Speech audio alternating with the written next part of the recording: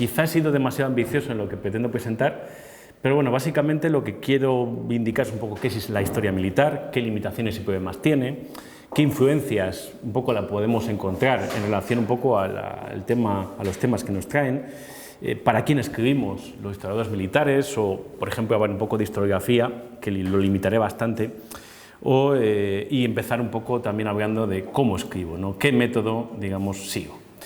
Al respecto un poco de la historia militar, no voy a definir lo que es la historia militar, pero bueno, se puede definir que los que nos dedicamos a esto, pues el elemento de análisis es la guerra y su influencia en las sociedades, ¿de acuerdo? Con eso yo creo que es suficiente. Además, de cara a la grabación, pues la gente puede pausar y leer lo que pongo.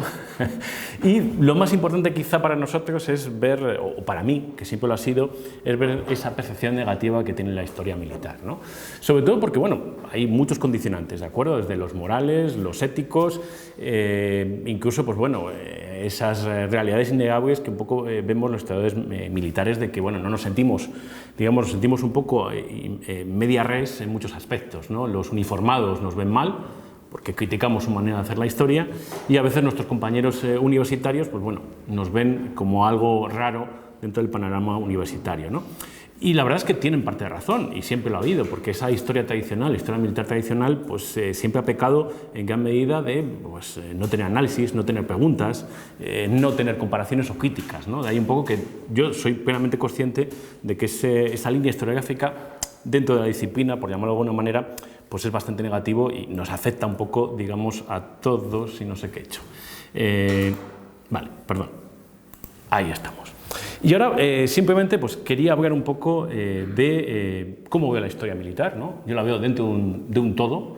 Y la verdad es que la historia militar, ya que estamos hablando de este tipo de influencias que tenemos, pues yo bueno, la considero que está dentro y hay una fuerte interrelación con la historia política, ¿no? Yo siempre defino la historia militar con las palabras del gran teórico de la guerra, que es von Clausewitz, ¿no? Que la guerra no es otra cosa que la continuación de la política, pero por otros medios, ¿de acuerdo? Entonces yo veo una fuerte interrelación con la política, de ahí un poco que bueno, yo siempre meto el debate, y dentro de mis lecturas casi obligatorias, formativas, pues están todas las teorías sobre la formación de los estados modernos y la influencia que tiene la guerra para la creación de estados, la masa, ¿no? Con incluso obras de sociólogos y politólogos, desde Kennedy, pasando por Downing, o incluso, pues, como no, Charles Tilly, ¿no? Con esa coerción y capital. Luego, evidentemente, con el tiempo te vas dando cuenta que hay una fuerte interrelación con la historia social. De hecho, bueno, dentro de las líneas historiográficas, la historia social ha tenido mucha fuerza, especialmente con esa separación que ya hablaré desde la historia más tradicional militar, ¿no? Y luego, evidentemente, sobre todo porque, a mi juicio, los ejércitos no dejan de ser otra cosa que pues una imagen y semejanza de las sociedades a las que representan. De ahí un poco que, lógicamente, tienes que saber bastante historia social pues, para poder ver los estados. Luego la historia económica, que cuando empecé pues, no me interesaba lo más mínimo, pero te das cuenta que, bueno, que claro, aunque a veces grandes hombres de Estado no se dan cuenta de la importancia que tiene, pero claro, los soldados, si no les pagas, se van. Desertan, y la gente tiene la mala costumbre de que si no les das de alimentar, pues se mueren, al igual que los caballos, ¿no? Entonces, bueno, al final la historia económica viene a ser algo que tienes que saber y tienes que conocer, aunque los números al principio a uno le asusten, pero que tienes que conocer para ese todo que tiene mucha influencia en la historia militar. También es historia institucional. De hecho, tenemos un chiste los historiadores militares de que muchas veces lo que más nos gusta son los ejércitos que no combaten, porque se ven en profundidad mejor los entramados institucionales, etcétera, etcétera. Incluso son mucho más interesantes cuando no combaten, ¿no? Luego también, lógicamente, es tecnología. Hay que saber tecnología. Sí que es cierto que hay muchas explicaciones sobre la historia bélica basadas en la tecnología, pero también hay muchas explicaciones de la guerra en que es cultura. Y de hecho las sociedades combaten con unos sesgos culturales muy importantes que definen los combates, definen la manera de tratar al prisionero o definen toda una serie de cuestiones muy importantes, no solo incluso en nuestros días, pero también lógicamente en el pasado. Pero también la estadística militar o, por ejemplo, algo que me interesa cada vez más, que es la nobleza y esa implicación entre lo bélico y la nobleza, especialmente en la Edad Moderna, ¿no? Porque ves algunos cambios muy importantes que tienen lugar. Básicamente, pues veo la historia militar con una fuerte relación e implicación con otros sectores y otras cuestiones. Al respecto de quién estudia y quién escribe, lee, etcétera, etcétera, lo voy a intentar resumir de una manera muy clara. Lo que muchas veces ves cuando escribes historia militar o lees, o bueno, profundizas en el tema, es que bueno, hay un público general que últimamente tiene bastante interés en la historia militar, que muchas veces consume libros que no son por historiadores, consume libros por personas periodistas, gente, divulgadores, que sin ningún tipo de crítica científica, sin método. Luego la evidencia universitaria, que bueno, cada vez sí que es cierto que tiene mejor acogida en el mundo universitario. Y luego evidentemente están los militares, los uniformados, ¿no? Algo que bueno, cada vez son menos reacios, digamos, a leer historia militar, pero claro, a la hora de escribir, pues a veces tiende a ser un tanto dañino el fenómeno del general retirado o el coronel retirado, que bueno, salvo alguna excepción, pues tiende a ser lo que hace sin método, sin nada, ¿no? Al respecto a la historiografía militar, voy a intentar ser todavía mucho más sincrético que esto, ¿no? Evidentemente, la historia militar, desde nuestra perspectiva de historiadores militares, por llamarlo de alguna manera, o historiadores de la guerra o del conflicto, tiene unas raíces clásicas muy importantes. Desde los primeros historiadores, desde Tucídides, Jenofonte, César, incluso se podemos ver esas raíces de la historia militar.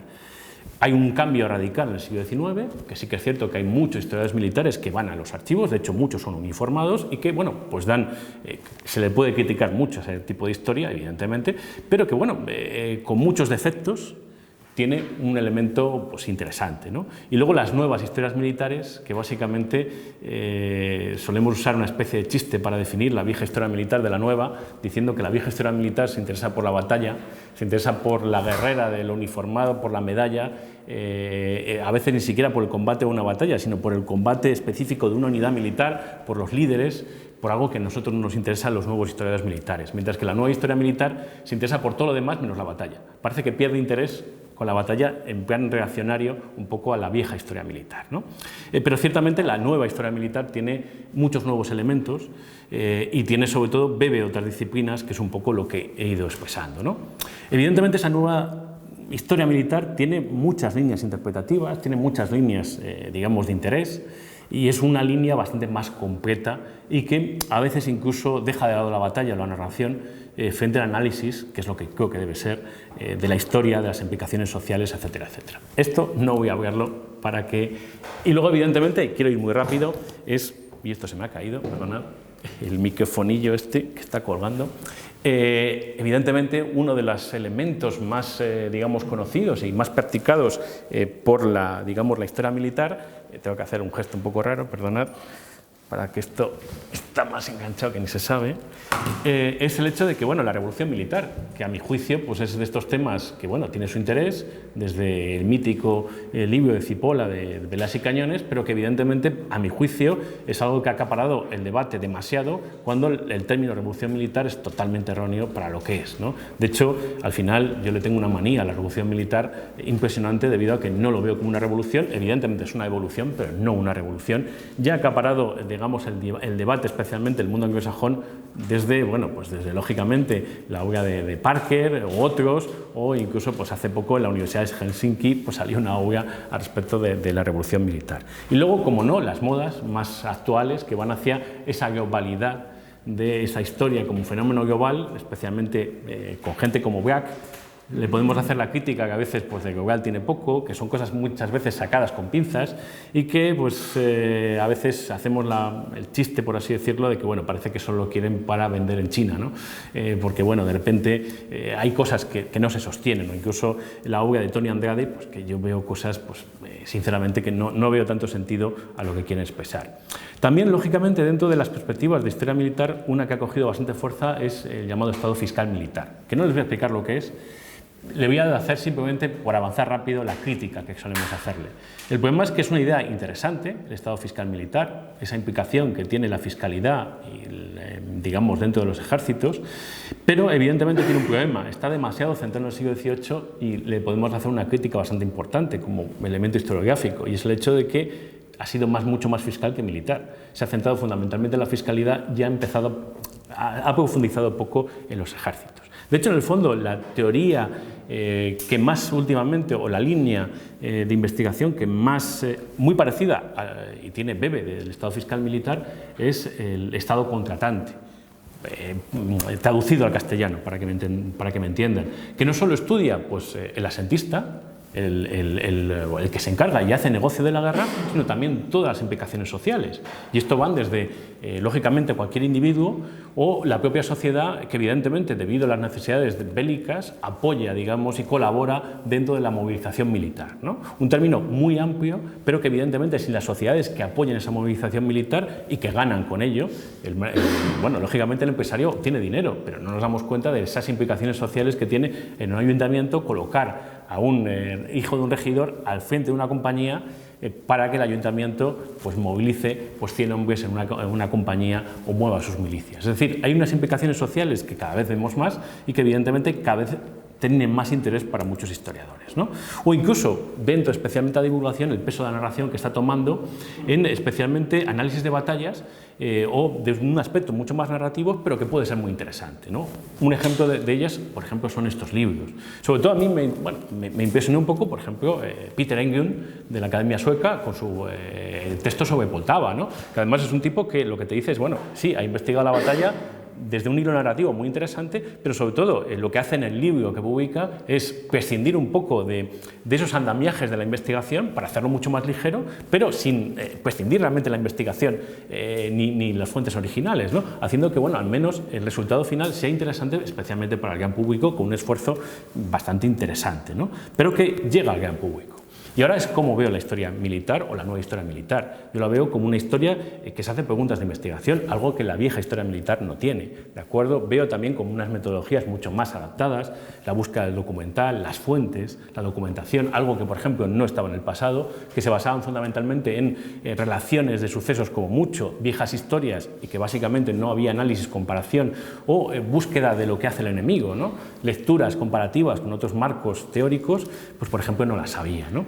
O incluso, pues en el fondo, lo que pretendo es comprender el pasado y las sociedades del pasado en base a los cambios que produce la guerra y las transformaciones que ocurren, ¿no? Y sí que es cierto que aquí lo que iba a hablar es cómo escribo la historia militar, ¿no? Especialmente desde un ejemplo, pero antes, que es una campaña militar, pero antes me gustaría, como creo que no voy muy mal de tiempo y voy corriendo mucho, me gustaría retomar una idea que se dijo al principio y que me pareció muy sugerente, que sugirió José María Iñurritegui, sobre las lecturas que todos hemos hecho y que también Adolfo ha vertido al final. Para no hacerlo al final, voy a intentar hablar un poco de esas lecturas y de esas influencias, que son muy diferentes un poco a las que se han marcado aquí, sobre todo porque, bueno, yo me siento un poco un pez a contracorriente, un poco de lo que yo hago, ¿no?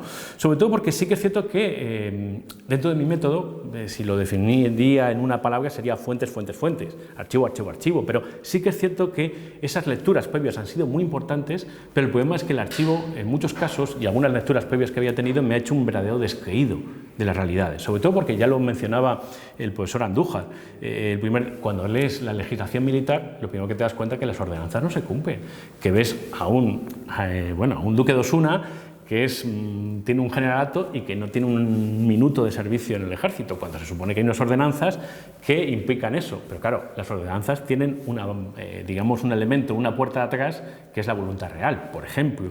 O incluso, apliquémoslo incluso al elemento moral, que es algo que me he ido encontrando con el tiempo, con la documentación. Es decir, ¿qué es lo que pasa? Los soldados no son pagados. Y, por ejemplo, hay unas leyes sobre la deserción, pero muchos oficiales militares no aplican esa a rajatabla, esa deserción, esas penas, porque se dan cuenta moralmente que el rey ha incumplido su contrato con el soldado al que no está pagando, no está alimentando, no está dando lo que necesita, y ¿qué es lo que hace? Moralmente no les persigue, o en vez de lo que debería ser juicio sumario, hace otras cosas. Incluso en la documentación lo ves continuamente, ese juicio moral, y que los reglamentos en muchos casos, bueno, sí, es un marco que debes conocer, pero que no siempre se cumplen. O incluso la propia literatura, es decir, y hace poco ha salido un libro de un norteamericano traducido en ACAL que se llama Líneas de frente, ¿no? Y es cierto que la literatura tiene una influencia militar importante, esos escritores soldados, ¿no? Especialmente del siglo XVI, ¿no? Y es muy interesante, pero ¿cuál es el problema? Que a veces la literatura nos da una imagen un tanto distorsionada de la realidad, estereotipada en muchos casos, y eso no es el soldado medio, el soldado en muchos casos escritor, sobre todo porque a veces tiene unas influencias o dice unas cosas que no están en el entorno de la realidad. ¿Son elementos útiles? Por supuesto, pero evidentemente hay que darles una vuelta y un tamiz, y si solo leemos eso, nos va a dar una imagen muy distorsionada del elemento militar. O, por ejemplo, la picaresca. A mí me encanta, he aprendido mucho con la picaresca, Y bueno, y casi me parece más válido la picaresca, Estebanillo González, para algunas cuestiones sobre el ejército, y sí que se conforma un poco con lo que sería, por así decirlo, lo que es la realidad militar, ¿no?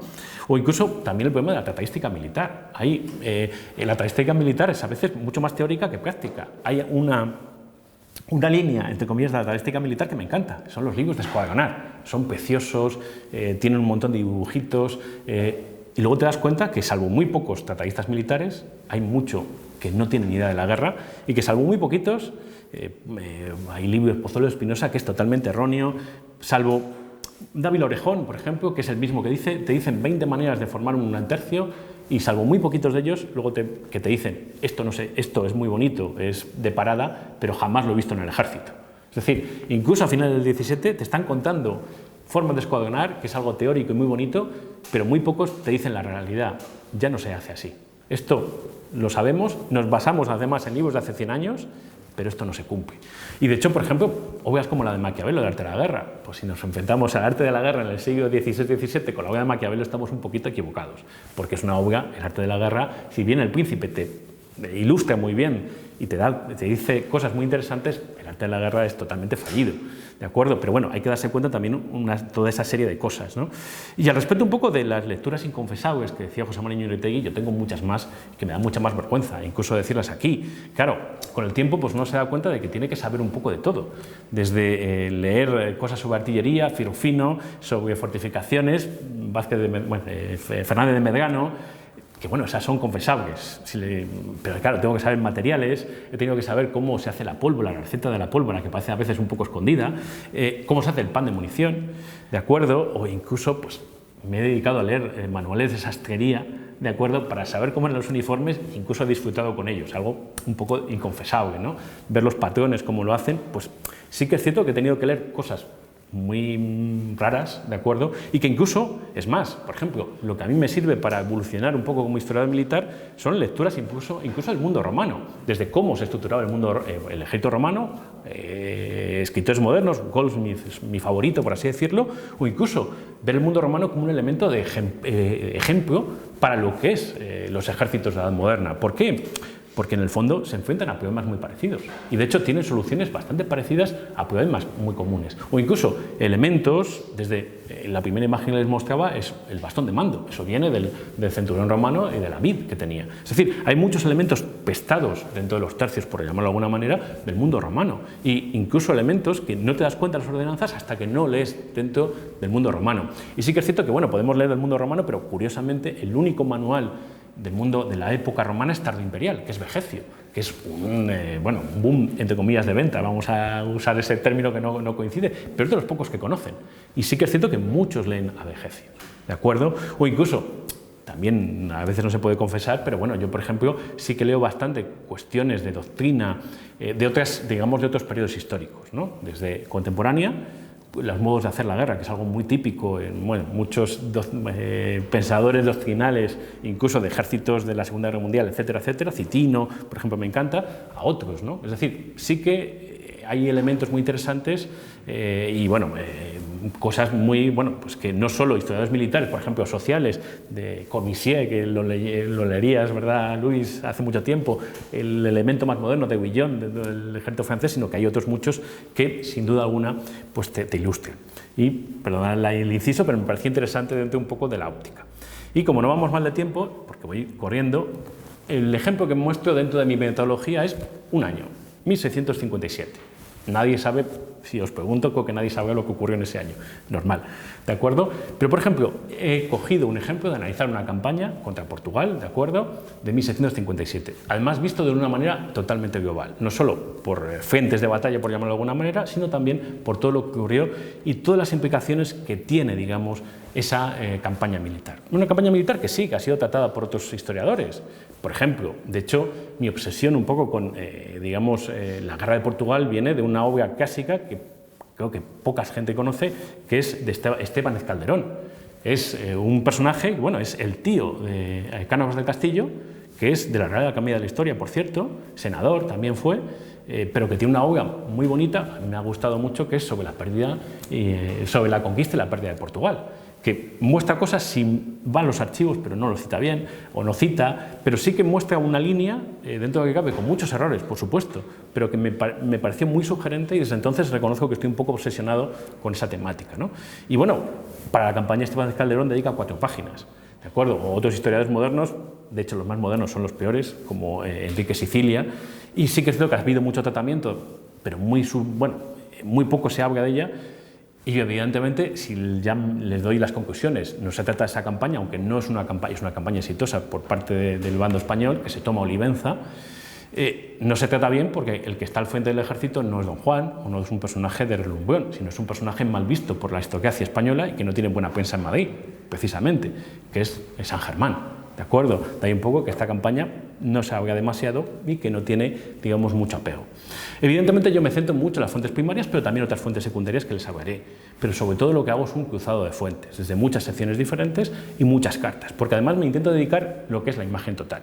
Y frente a la imagen un poco de la historiografía, bueno, la historia militar tradicional, de que a veces solo junta una fuente, yo lo que hago es, por ejemplo, coger, digamos, todas las cartas de la campaña, analizar exactamente y especialmente, más allá de ver el Consejo de Estado, el Consejo de Guerra, etcétera, lo que me centro es en la decisión política y algunos elementos que les voy a ir comentando. Evidentemente, dentro de las fuentes, pues el Consejo de Estado. Ayer se decía esa nebulosa de toma de decisiones por parte de Nuria y evidentemente a mí me interesa esa toma de decisiones y, por ejemplo, les voy a explicar por qué de repente un frente olvidado como es Portugal, de repente en 1657 se hace una campaña ofensiva. Evidentemente me interesa esa toma de decisiones, pero sobre todo, y lo van a ver por qué, me gusta mucho más esa implementación de esas decisiones políticas. ¿Por qué? Porque formar un ejército de la nada les puedo asegurar que es bastante más complicado que tomar una decisión, sobre todo porque tiene muchas implicaciones de todo tipo, ¿vale? Es cierto que veo el Consejo de Estado en sus múltiples, digamos, múltiples secciones. Sí que es cierto que esta campaña en 1657 no requiere mucha visión de lo que ocurre, por ejemplo, en Flandes o lo que ocurre en Milán, porque hay guerra allí y no colabora con el frente, en este caso, portugués, pero evidentemente tienes que tener una visión general de lo que es la monarquía, qué está ocurriendo y qué contexto, digamos, hay, ¿no? O incluso la diplomacia, que a veces en otras campañas puede ser muy interesante a raíz de lo que ocurra. Lógicamente, el Consejo de Hacienda, las Contralorías Mayores de Cuentas, que es un peñazo, lo siento.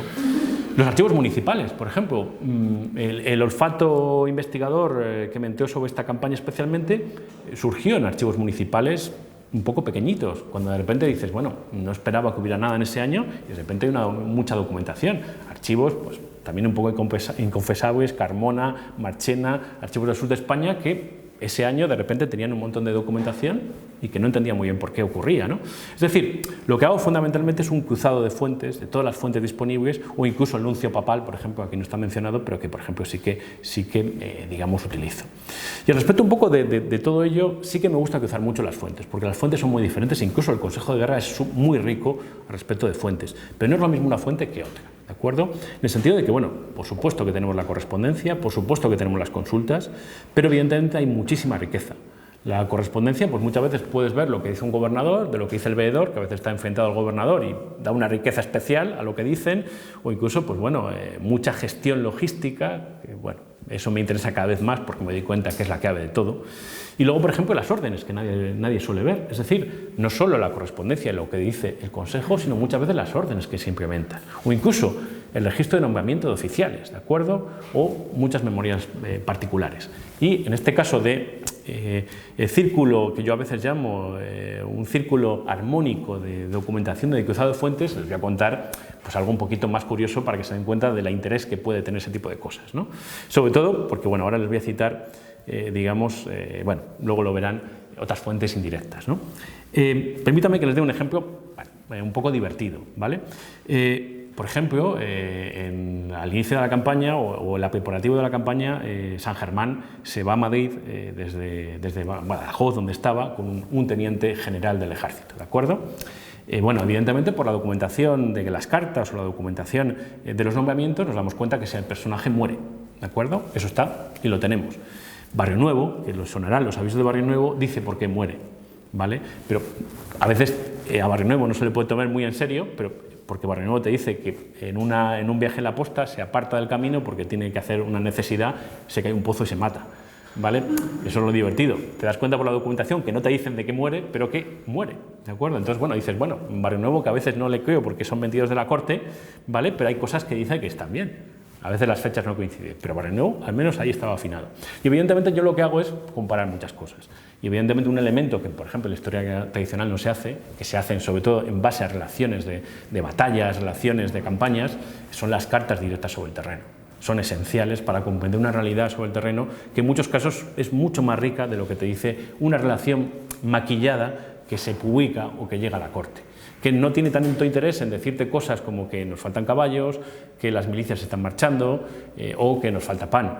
Algo que sí que ves en las cartas directas de, por ejemplo, en este caso el duque San Germán, o incluso, pues, por ejemplo, algo que me ha interesado mucho, los espías, la captura de despachos, porque además la frontera portuguesa, que es súper porosa, es bastante interesante dentro de esas noticias rocambolescas incluso y picarescas a ese respecto. Evidentemente también uso cosas más, la Biblioteca Nacional, sobre todo el fondo Jerónimo Mascareñas, que es avisos, relaciones de noticias, relaciones de campaña, pero claro, a esa información no solo hago cruzado de datos, sino que la mezclo con lo que me dicen portugueses también, pero sobre todo las cartas de la campaña, las cartas sobre el terreno, y te da una riqueza bastante más obvia, te comprueba la información, quitas las tonterías, bueno, perdona la expresión, las cosas que no son verdad y que a veces son un alegato a favor del ejército que no existe, y la verdad es que te da una imagen bastante más completa de lo que es la campaña, ¿de acuerdo? Aquí tenemos los avisos históricos. Al final yo he cogido aprecio a Barrionuevo porque a veces acierta, ¿de acuerdo?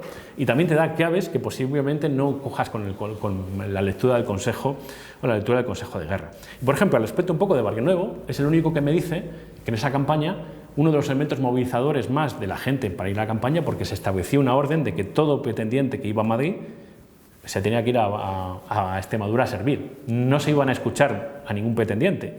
Y además, Barrionuevo dice, y yo me lo puedo creer, que debido a una entrevista que tuvo con uno de los maestres de campo que va, que es un segundogénito del señor de Igares, de que iba a ir a la campaña personalmente. Entonces, parece que eso puede ser cierto porque hay mucha gente que se quiere ir desde Madrid a participar en esta campaña militar. Y sería algo que va por la corte, que en el Consejo jamás se cita, ¿de acuerdo? Que va a ir Felipe IV allí, pero que posiblemente fuera cierto, ¿de acuerdo? O incluso pues tengo cuestiones sacadas de la Biblioteca Nacional de Portugal, las cartas editadas de los gobernadores de Alentejo, que son bastante ricas, se leen bastante bien, o incluso pues esa obra de Ericeira clásica del Portugal restaurado, que juega mucho con los silencios. Al ser coetáneo, siempre tiende a jugar mucho con los silencios. Cuando va bien las cosas para España suele callar, cuando van bien para Portugal, pero es muy curioso comparar todo eso, hacer una costelera y te das cuenta que, bueno, porque en el fondo, ¿qué es lo que ocurre en una guerra? Lo primero que muere es la verdad. Entonces, bueno, como historiador intento analizar todo para ello. Al respecto a la decisión política, pues les voy a contar por qué el año 57 es interesante. Y es porque a finales del 56 muere el rey de Portugal y claro, ¿qué es lo que ocurre desde Lisboa? Pues se mandan un montón de cartas diciendo que bueno, el nuevo rey, que es un niño, es blando de brazo y pierna, es defectuoso, bueno, básicamente se cuenta, a veces creo que una milonga, de que bueno, pues prácticamente que si llega Felipe IV a las puertas de Olivenza, pues se va a entregar todo Portugal. Se cuenta a veces magníficamente de que hay muchas posibilidades de que todo Portugal caiga como y se deshaga, digamos, con un azucarillo. De ahí un poco que el Consejo de Estado y Guerra, una institución poco conocida, es cuando se juntan ambos consejos, pues dice que merece la pena la restauración de Portugal y que después de muchos años sin hacer absolutamente nada, se intente combatir, digamos, a Portugal.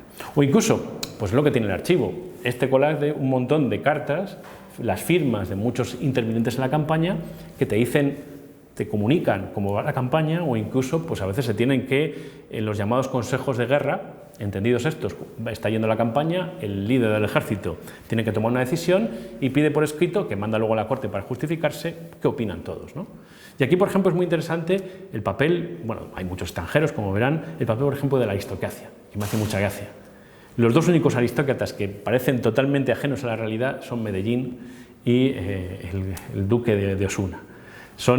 No son, y es evidente, militares profesionales y tienen una idea totalmente diferente, así le irá a Osuna, por cierto, de lo que es la campaña.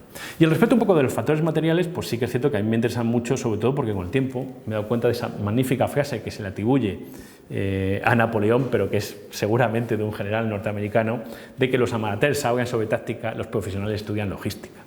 ¿Por qué? Porque la realidad, yo al principio no lo pensaba, pero la realidad está en los factores materiales. Hay unos elementos de juicio por parte de los historiadores militares muy interesantes y muy básicos, ¿no? Sobre todo porque, ¿qué encontramos en el año 56? Hay que formar un nuevo ejército. Básicamente porque en la frontera de Badajoz hay un grupo de milicianos, hay una caballería, también son milicianos la mayoría, pero bueno, son realmente profesionales y realmente no hay mucho. De hecho, ese mismo año, el año 56, se había reducido el tren de artillería, el año anterior, digamos, se había reducido porque no se esperaba un combate y para reducir gastos se había reducido. Es decir, la imagen que tenemos del año 56 es que con eso no se puede conquistar Portugal ni siquiera defender las provincias, ¿no? No quiero indicarles más de lo que hay. Entonces, ¿qué es lo que pasa? Hay que formar un ejército de la nada, hay que sacar de donde sea 17.000 hombres para compensar las milicias, digamos, extremeñas. Es decir, esto es lo complicado. Encontrar, no solo porque, por mucho que digamos, mandar una orden a un corregidor, por ejemplo, al capitán general, al duque de Medinaceli, se le dice que tiene que reclutar 3.000 hombres. Claro, pero se tiene que pegar con toda la aristocracia de la capitana general de la costa. ¿Realmente qué consigue? 250 hombres. ¿De acuerdo? O sea, una cosa son las órdenes, el diseño y otra cosa es la implementación. Porque en muchos casos hay muchos pactos, hay muchas, digamos, hay colaboración, pero también hay un damus ut des, especialmente la salida de las milicias y, bueno, cosas que no quiero explicarles porque sería demasiado largo, pero lo complicado, por así decirlo, es todo esto, ¿de acuerdo? De ahí que, por ejemplo, solo quiero ponerles el ejemplo de las milicias de Sevilla, ¿de acuerdo? ¿Cómo se suelen hacer este tipo de cosas? Bueno, pues se sacan las milicias porque no se puede formar realmente un cuerpo de profesionales. Hay que darse cuenta de que si ya a día de hoy pues el ejército norteamericano tiene muchos problemas para llegar al cupo de reclutas que necesita, pues en esta época, si ya en el periodo de esplendor español se conseguían como mucho 3.000 reclutas para los ejércitos de Italia o Flandes, en esta época es mucho más difícil. Se tira, por ejemplo, de las milicias. ¿Pero cómo se consigue? Primero se mira hacia atrás. ¿Qué es lo que han aportado las milicias de Sevilla? Luego se ven los problemas. La peste de Sevilla ha hecho que no haya tanta gente. Hay que rebajar, digamos, lo que se pide. Y luego, ¿cómo se consigue? La colaboración local. ¿Quién se nombra como maestre de campo? Gente que no tiene ningún tipo de servicios, pero que son nobles locales, que son 24 de la ciudad, etcétera, etcétera. Hay un pacto tácito y muchas patentes en blanco con gente que no se ha pedido en su vida, pero que un elemento muy interesante son esas patentes. ¿Por qué? Porque luego cuando van a pedir un hábito, lo primero que dicen: yo he sido capitán del ejército. Vale, si me van en la hoja de servicios, va a tener 6 meses de servicio como mucho, pero ahí está: he sido capitán. Eso es un mérito, especialmente en las élites locales. Y respecto a las cifras no voy a hablar, pero bueno, es simplemente lo que le decía. O por ejemplo, el caso de Osuna, que me encanta. ¿Qué es lo que ocurre en este año? Medinaceli se le ha dado la orden de que su capitanía pues hagan un montón de gente. De hecho, ahí tienen en el territorio de Osuna los supuestos que tienen que salir, pero ¿qué ha hecho el inteligente duque de Osuna, que acaba de ser nombrado a principios de enero, realmente ha sucedido a su padre en el ducado? Pues como encima ha tenido un perdón real hace poco, ha tenido varios problemas en la corte, pues dice: bueno, ya que me voy a servir, voy a decir al rey que, digamos, yo aporto 500 hombres para la campaña y obtengo mercedes a cambio. Y los va a conseguir. Va a ser nombrado capitán general de la caballería. Pero claro, lo que hace es sacar de sus estados todos los hombres posibles, haciendo que el duque de Medinaceli solo consiga 56 hombres de los 750 inicialmente, digamos, analizados. Analizo armas, la llegada de armas, evidentemente es todo muy complejo. Este año pues, son miles de armas que se envían, en torno a 13.000, 14.000.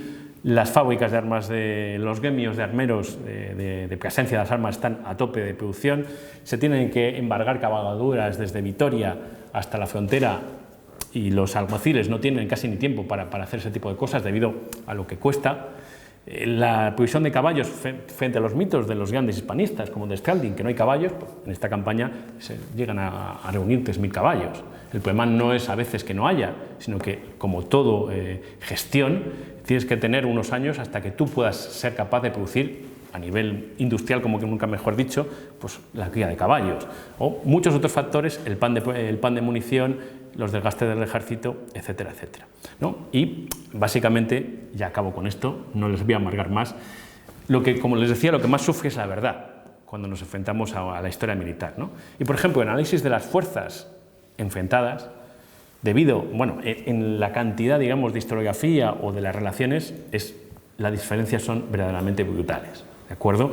¿En qué nos tenemos que fiar? en la muestra del ejército, que les voy a mostrar después. Eso es una documentación administrativa que en el fondo puede ir mucho más a misa que eso. De hecho, las fuentes portuguesas, miren la variedad, no voy a citar más, o por ejemplo la variedad al respecto de la guarnición de Olivenza. Y aquí tienen pues, la muestra del ejército, que es algo bastante más realista, ¿de acuerdo? La caballería, el peso de la infantería, etcétera, etcétera. Y creo que ahora llevo 35 minutos y ya la voy a dejar por no alargarme mucho más, ¿de acuerdo? Muchísimas gracias y gracias por la atención, porque yo me siento un pez a contracorriente y bueno, este tipo de cosas, gracias.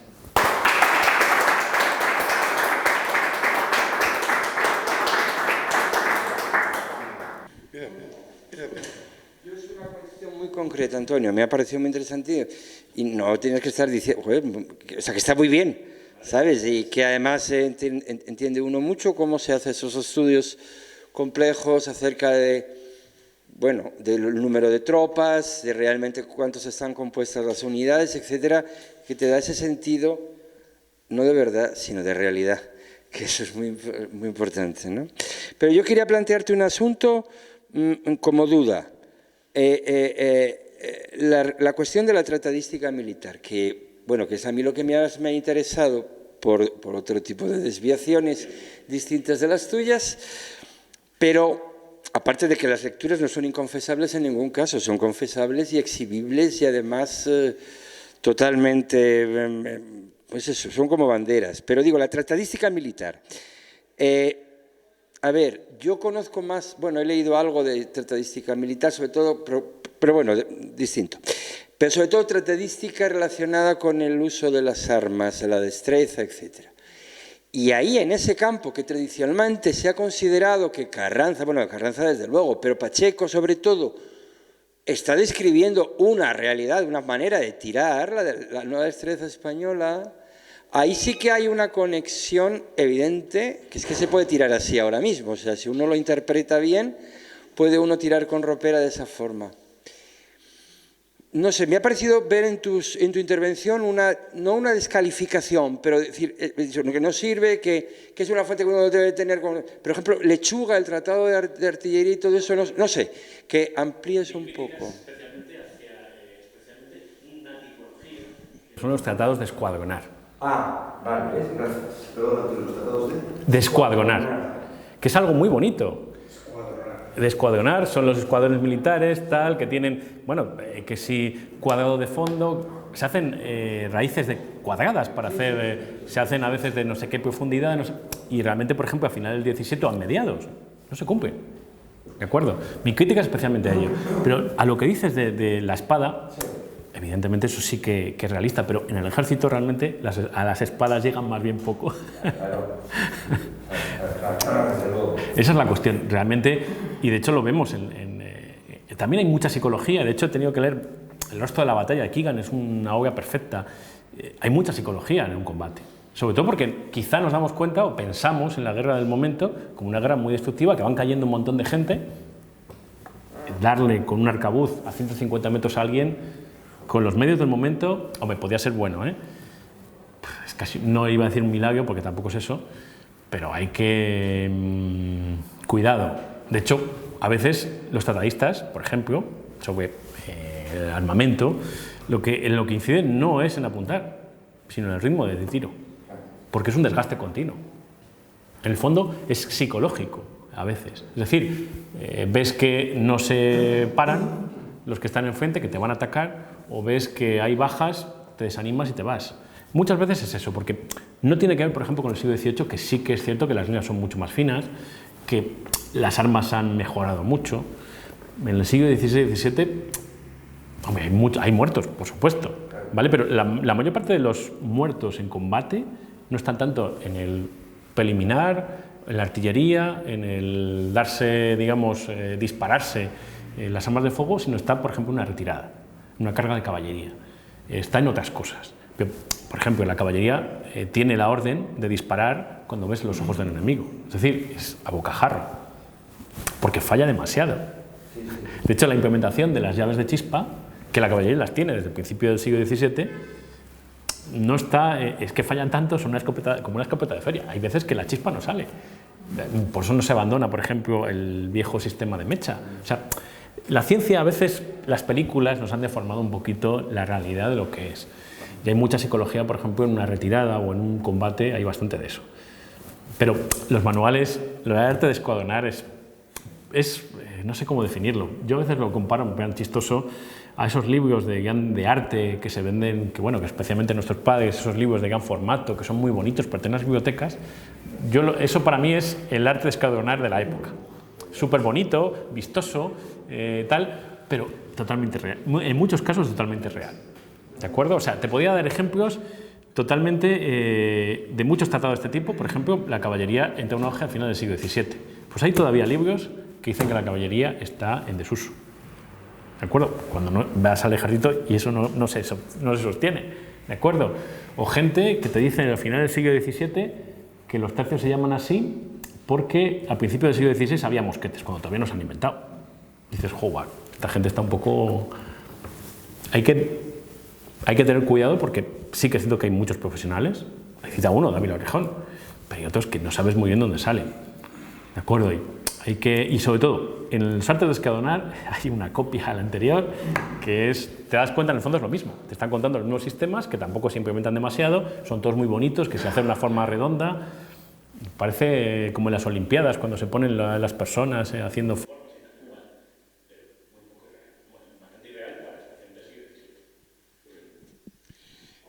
Sí, bueno, espera, es que tengo yo aquí esto, luego te lo pasamos, porque parece que es importante. Sí, vamos a ver, yo no solo he leído a Corbusier, sino que le conocí y le traté, pues en virtud, claro, yo llevo en este planeta bastante tiempo.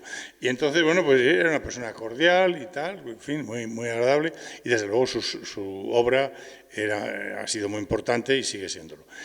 Hay una cosa que bueno, se me ocurren muchas cosas que podría decir de tu magnífica intervención, pero hay una cosa que me resulta curiosa. Esta especie de intensificación de la campaña de Portugal en el año 57.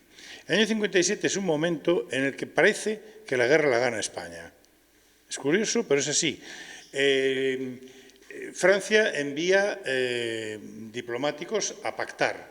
Y Felipe IV acaba no pactando porque una de las cosas que quiere hacer es proteger a Condé,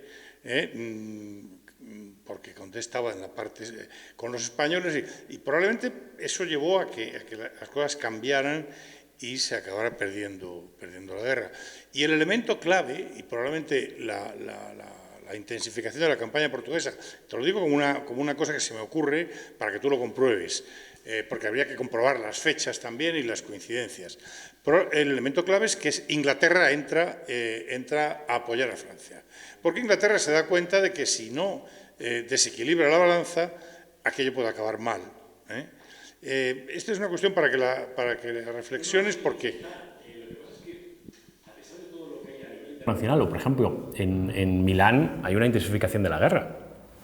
Es realidad y bueno, pues sí que es cierto que en la costa ha habido mucho miedo y peligro, en la costa, digamos, peninsular, de un desembarco inglés. También ocurre el asalto a la plata que hay en Canarias. Pero realmente, curiosamente, esta campaña es una decisión que tiene que ver con Portugal y se hace con unos medios mucho más limitados. Lo único que se trae de fuera, bueno, sí que es cierto que, por ejemplo, claro, no hay artillería, se tienen que traer artilleros de Cádiz, de Cataluña, se traen... Más que traerse, había 1.500 jinetes con Diego Caballero en Castilla, se traen a la campaña para ese año, abandonando un poco lo que ocurre en Cataluña. Se trae gente fuera porque no lo hay. Pero es una campaña no tiene nada que ver, por ejemplo, con otras campañas de Don Juan. Es decir, es una campaña que además se marca como una línea recta en España diciendo esto va a ir a Portugal este año y esto va a ir a Cataluña. ¿De acuerdo? Y es bastante curiosa. Pero, por ejemplo, lo que se logra es... Fundamentalmente lo que se hace son milicianos. A Valladolid, por ejemplo, ¿qué hacen? Pues le da una patente, oye, ¿quién sale? Un hijo de un regidor. Se le cuentan 150 hombres y ya está. O las milicias son una salida totalmente, digamos, Sí, David. No sé si está... Bueno, o Marta, perdón. Sí, no, lo mío es una pregunta muy concreta. Tu experiencia como historiador militar en el ámbito español, académico, ¿cuál ha sido la influencia de la historia militar decimonónica, del estudio de la batalla, del combate en concreto, y el pozo que ha dejado, o sea, yo tengo una idea particular, pero me interesa tu opinión. Ahora estás hablando de una nueva historia militar, mucho más amplia, más compleja, que se aborda desde la economía, desde lo social, desde las instituciones, desde las decisiones de los que están arriba decidiendo. Pero esa historia decimonónica de la batalla del combate, que yo entiendo personalmente que ha perjudicado mucho el estudio de la historia militar, pero yo creo que me gustaría saber tu opinión si eso todavía se sigue cultivando en el ámbito español. No estoy hablando a nivel académico o universitario, sino a nivel general. Esa percepción de que lo militar es solamente la batalla, ¿no? Cuando en realidad la batalla es un punto en concreto de la coyuntura, pero hay un proceso enorme, de antes y después. Y pienso, por ejemplo, en los efectos en la literatura, ¿no? En la Guerra y Paz de Tolstoy, por ejemplo, dedica un capítulo interminable a contar lo que es la batalla, ¿no? Y focaliza solamente la atención en eso, ¿no? ¿Cuál es tu opinión al respecto? Gracias. Respecto de España.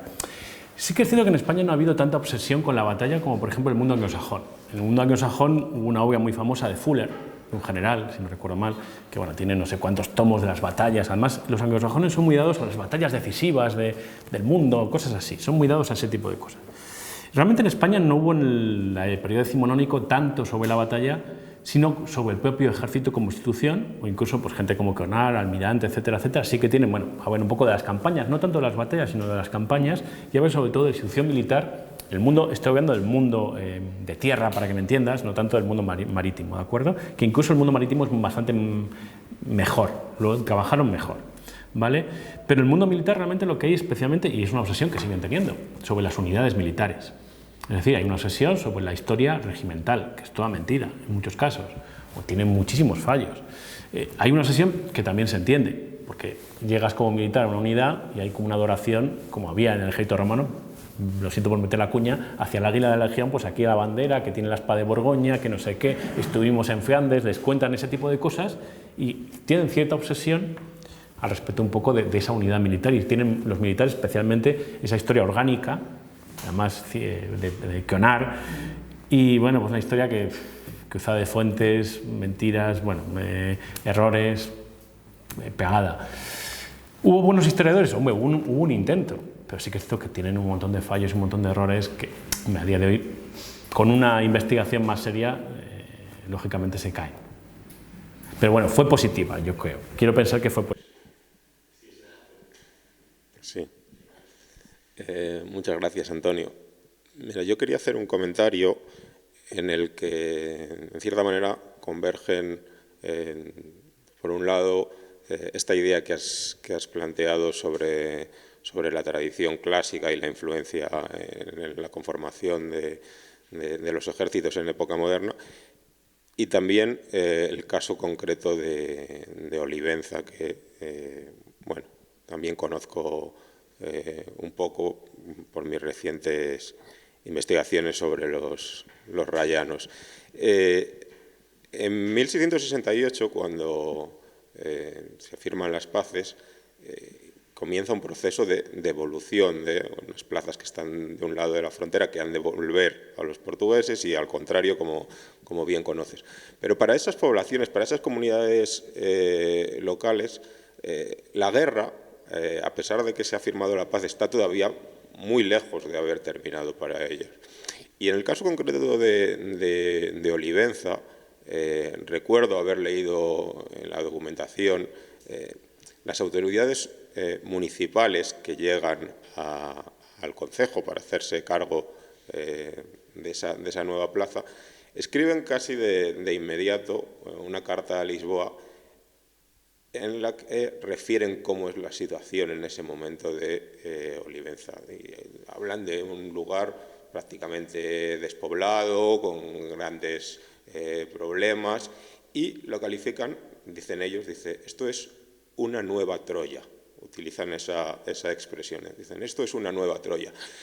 Y lo que van a solicitar a Lisboa no es la presencia militar ni que se implementen nuevas defensas para hacer frente a una eventual ruptura de la paz, sino simplemente la desmilitarización absoluta, es decir, que incluso las tropas portuguesas se marchen, que vuelva, que sea posible la vida de la comunidad como era, dicen ellos, antes de la guerra, y dicen, si nosotros seguimos con esta presencia militar asfixiante, no vamos a poder vivir y esto va a seguir siendo esa nueva Troya. Por lo tanto, mi comentario es un poco para considerar cómo las percepciones de la guerra son muchas veces muy diferentes, variando el punto de observación y variando el punto de escalas incluso.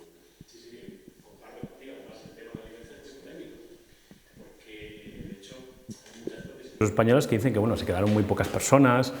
Realmente los españoles no se comportaron mal. De hecho, el que quisiera quedarse se quedaba y tenía además creo que 5 meses para volver si querían. Pero sí que es cierto que los españoles saben, y San Germán especialmente, de que los portugueses han vertido noticias de que van a ser maltratados, de que van a ser tratados de esclavos de los españoles, además usa esa palabra, o que se les van a mandar balones, no había ninguno en el ejército en ese momento, balones para alojar y les iban a tratar fatal. El problema no es tanto el peso de la guerra, bueno, el problema es el peso de la guerra. ¿Por qué? Porque sin cuarteles en muchos casos las poblaciones tienen que estar en tu casa un militar que está sirviendo en Olivenza. El problema no es tanto el militar, sino esa obligación que es dañina absolutamente. Sobre todo un Estado que a veces no controla, que a veces hay pactos implícitos, y ahí hablamos del bandolerismo. Los soldados se comportan como verdaderos mafiosos pidiendo a la gente que les aloja mucho más de lo que les corresponde. Entonces, el problema es el peso de la guerra y es comprensible y totalmente comprensible. ¿Por qué? Porque al final Olivenza queda como una posición digamos, muy militarizada cuando llegan los españoles y que solo quedan muy pocos vecinos y especialmente soldados que se llevan allí. Pero también hay mucho juego en la frontera, mucho juego de mentiras y engaños, te voy a mandar ahí alemanes para que te destruyan. Hay mucho juego, especialmente en las fronteras, y es normal, es que una violencia dañina entre ellos. Se llega a decir que, bueno, en muchos casos, a San Germán, en Barrio Nuevo, le llega a decir que los portugueses le pagan y que por eso juega literalmente el ratón y el gato, y cuando una partida portuguesa entra, manda a la caballería por el otro lado, para que no se enfrenten. O sea, es que hay que darse cuenta de lo que es la guerra, y especialmente una guerra de racia. En Portugal, en la frontera es así. Saqueo, saqueo, saqueo, o por ejemplo los extremeños y portugueses que se quedan sin localidad. O sea, y de hecho lo único que tienen es servir en el ejército. ¿Sabes? O sea, no tienen ya, su localidad ha sido arrasada y no pueden vivir allí. Entonces, bueno, sí que hay muchas complicaciones y es evidente que la población civil está harto de eso. Quiere volver a lo anterior, que no haya nada, que no tengan que servir, y tampoco quieren servir ellos como milicianos defendiendo la frontera, por ejemplo. Es normal, la despoblación es brutal. Y ellos entienden, yo creo que incluso a ellos el régimen ideal de la comunidad local es la autonomía. Sí. Y entonces, que no venga nada de fuera. Una presencia exógena, eso está perjudicando, está dañando la cotidianidad, el poder local, la supervivencia, los recursos. O el contrabando. Bueno, mi pregunta tiene un poco que ver con mi propia formación, de dónde vengo, porque digamos que del otro lado del campo de batalla, del lado de Portugal, la perspectiva un poco que David comentaba, la historiografía portuguesa e incluso la brasileña, que de alguna manera complementa los estudios portugueses sobre la guerra de restauración, siempre han puesto mucho énfasis en 1640, intentando estudiar también, sobre todo en los últimos años, toda esta cuestión diplomática, toda la cuestión, digamos, propagandística de la justificación de la guerra. Y hay muchísimos estudios que están dedicados a ese proceso. Entonces, mi cuestión es que vemos muchísimo desde el otro lado toda esta producción, una producción intensa, una propaganda de justificación de la guerra que ha llamado mucho la atención de los historiadores. Y mi cuestión es, y el otro lado, y el lado español, porque incluso ha citado algunas fuentes que son portuguesas. Entonces, del otro lado del campo de batalla, ¿cómo se intenta justificar y los usos propagandísticos de, digamos, de la imprenta, los panfletos, las relaciones de suceso? Del otro lado, el lado español.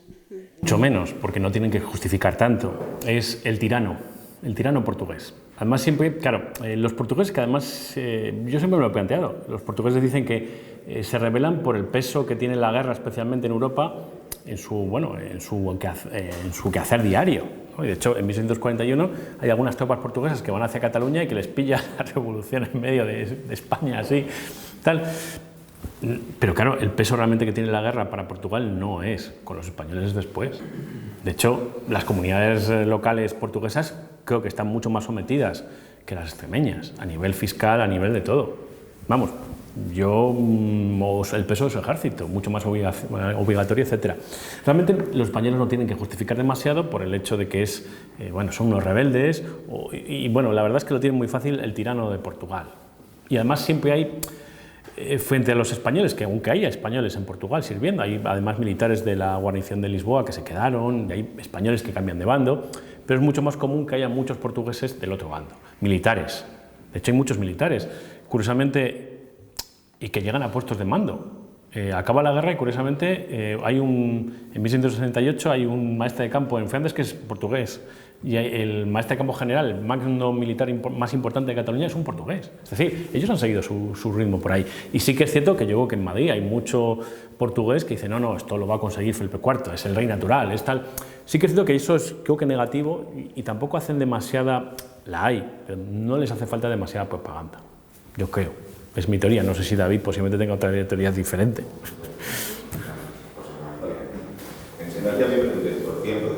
Sí, por supuesto. Pero y siguen sirviendo en el ejército. Viviendo, no digo. Sí. Bueno, es más, se monta un tercio que se llama el Tercio de Portugal, compuesto por las aportaciones pseudo-obligatorias de los portugueses que viven en Castilla. Y hay un tercio portugués, todos son portugueses que sirven en el ejército español. Yo es una cuestión muy Antonio. Vuelvo un poco al planteamiento mío de miércoles de las cuestiones, de las limitaciones, nosotros con nosotros que ponemos en los trabajos de investigación. La propia limitación que tiene lo que acabo de decir en nuestros trabajos de investigación, porque nosotros también somos docentes. Entonces, cuando hablas de que muchas veces te sitúas a contracorriente como que es la historia militar es como una especie de género mirado total, ¿no? Yo, por ejemplo, por decirlo con sencillez, la única que cabe, porque esto es una materia que no domino, pero yo, por ejemplo, en mi tesis doctoral, una cuestión fundamental no es cómo son los bandos o no, es la tribulación de Pedro de Rivadeneira. ¿Cuál es la clave en la que una cultura interioriza lo que acaba de ocurrirle a la Armada? Eso no se puede explicar a un alumno. Ese conjunto sin los dos elementos. Sin la Armada y saber qué fue, qué pretendía ser, cuál fue la magnitud, y sin el código que culturalmente lo descifra. De que llega alguien, Rivadeneira ha escrito una exhortación a los soldados de la Armada. Está a pie de puerto prácticamente diciendo, ustedes van a esto. Unos años después escribe La Tribulación. El Tratado de la Tribulación es un tratado exclusivamente de cómo interiorizamos lo que ha ocurrido. Esto que es un mal de culpa, un mal de pena. No cuenta la Armada Invencible, lo da por sabido. Es decir, hay una serie de complementariedad de géneros que él entiende que no tiene que ver. Entonces, no sé si la investigación, además ya lo estamos arrastrando también, un elemento como de incomunicación en la cual, por ejemplo, tengamos que llamarle historia militar a determinadas cuestiones, ¿no? Y parece como que, o historia conceptual, y parece que para la tribulación nadie tiene que explicar cuál es la magnitud real. Por eso decía el otro día que desandar el camino no es una disociación de decir ir a la metafísica, no. Lo que digo es, para entender la tribulación de Rivadeneira necesitas, para explicarle, por ejemplo, a un alumno, necesitas explicarle muy bien la magnitud real de lo que sucede con la Armada Invencible. Entonces, simplemente se trata de eso. Cuando te estaba escuchando, digo, también creo, y aquí se trata también la cuestión, ¿no? Bueno, eso era el primer comentario era eso, ¿no? Que nosotros muchas veces tendemos además a disociar las cuestiones, no solo en términos de triunfo o no triunfo, sino en códigos culturales que permiten traducirlo. Y luego hay una segunda cuestión que también me parece que camina en el mismo sentido, ¿no? Yo siempre he tenido la percepción de que la guerra no es exactamente historia militar. La guerra, historia militar. Es decir, los acontecimientos bélicos, y esto forman un tipo de historia. La guerra es susceptible de otra cuestión, ¿no? De otra forma de representación, de otra forma de teorización que enlaza, pero ocurre con muchas cuestiones. Es decir, nadie duda en que un trabajo de historia política no tiene por qué ser un trabajo de historia de la cultura política, ¿no? Entonces, la guerra la encasillamos en un sitio que parece muy bien. Puede haber historiadores militares que aborden la guerra, pero es un sujeto interconector de muchas más cuestiones. Yo, por ejemplo, como en estas cuestiones no tengo formación de historia militar, pero yo leí a Rothenberg los escritos sobre la guerra, Globus, desde el origen de los tiempos.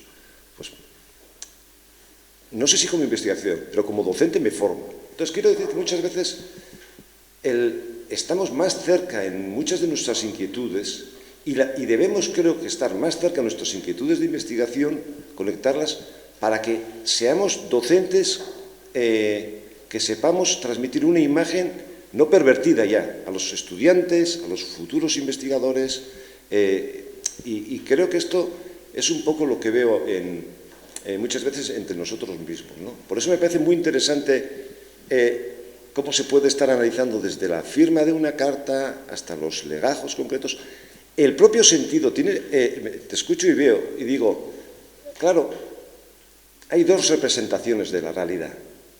La teórica, digamos, de los tratadistas, pero también las ordenanzas. Es decir, pero ambas son representaciones, lo dijo Paco también. Es decir, lo que nosotros consideramos el documento tiene un valor extraordinario que puede, igual, distinto, una categoría distinta a la de la versión teórica, pero ninguna está capturando la realidad, ¿no?